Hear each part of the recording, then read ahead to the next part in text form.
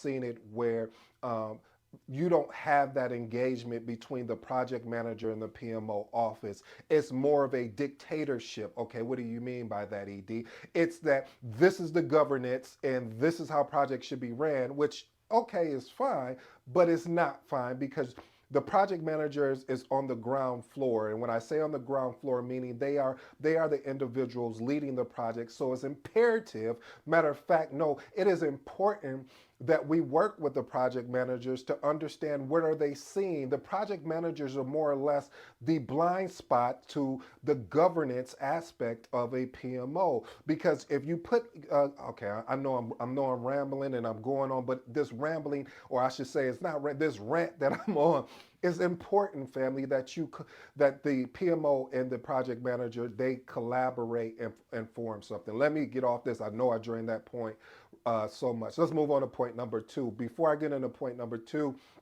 family, I really appreciate all the new subscribers, the new family.